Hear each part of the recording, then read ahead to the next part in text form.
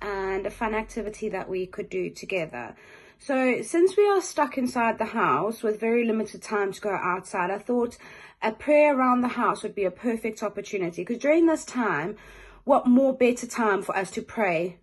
Pray for the world, pray for the epidemic that's happening, pray for the people who may be struggling, pray for the frontline workers who are working tirelessly to save lives.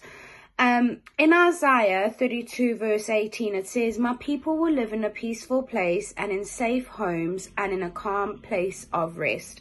So each person's house is different. So if I read out a prayer for a particular room in your house that you don't have, that's fine. Just go to a room that best fits the prayer. So you decide which room you want to do it, as long as you cover the prayers, because that's the whole point I thought would be great for us to do. So I'm going to read some of them out. At the end of the video, there will be a picture of the prayers that you can say at the end. And I think what might be nice is that we could write a prayer out. So, for example, a prayer in the bedroom, you could write it out on paper, write whatever prayer. I'm going to explain to you now what prayer could be in your bedroom. And write out your prayer and stick it up in your bedroom so you can pray it every day to remind us to keep on praying. Because even though we're stuck inside, and even though the economy stops and everything outside is slowing down, God never stops. He is listening to us no matter what we're doing, no matter where we are. So I think for you to write it out on a piece of paper and to decorate it all beautifully and stick it up on your wall. So a prayer in the bedroom could be, take a moment to pray for anybody who doesn't have a safe place to sleep at night. So there's a lot of homeless people who may be on the streets during this time and it's not safe for them. And thank God for the hotels that have taken in the homeless during this lockdown, because they're doing an amazing job. And pray for all those working to find safe homes for those people to stay in. So that could be the prayer in your bedroom. Then a prayer in the kitchen. Pray for all the key workers who are making sure that food is still being prepared, transport and sold during lockdown. So all the grocery stores where we can go and get our food are still working, and they're putting their lives at risk for us, and we need to pray and just thank them. Pray for the food banks and all those charities helping people to access food and supplies, and ask God to help all those who are struggling to afford food to feed themselves, because now that people have to stop working, it does get a bit more challenging. Pray in the dining room. So if you don't have a dining room, that's fine. Pray somewhere else that will link in nicely to the prayer. So take a moment to pray for all those families who are isolated in their homes together. Ask God to draw them closer to one another and Him during this time of being together at home. This time is the perfect time to build up your relationship with God. Pray. Just be quiet. Be still. Listen to God.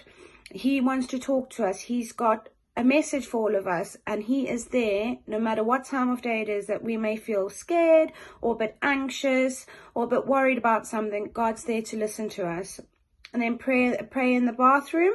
While you're in the bathroom, wash your hands and take a moment to pray for all working for NHS and the emergency services. Pray for all those who are working to find a cure for the coronavirus, and that God would give them wisdom and help them bring an end to the spread of the virus. A prayer in your living room or lounge. Pray for all those who appear on the screens of our homes. Ask God to guide the leaders of the country, of the world, as they make difficult decisions to protect everybody. Thank God for all those who lead and work for the church and are finding new ways to connect the congregations. It's like when we have our service on Sunday when it's live. Pray for Pastor Neville and all the people who are involved in that, and all the videos for Kids Church, everyone who's recording. And thank God for all the entertainment industries who continue to produce television, theatre, music and films for us to watch at home. And then a prayer in the garden. Now, if you don't have a garden, pray at a window what might be overlooking the garden or over a street.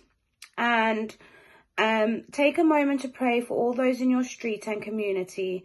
Thank God for all those who have reached out to help and support their neighbours during lockdown. So I know a few neighbours, elderly neighbours who can't really get out. I know loads of people who have offered to help, and that's a fantastic thing for them. And ask God to keep our communities connected even after lockdown. So even after lockdown's finished, all these things that we are praying for, we still need to continue.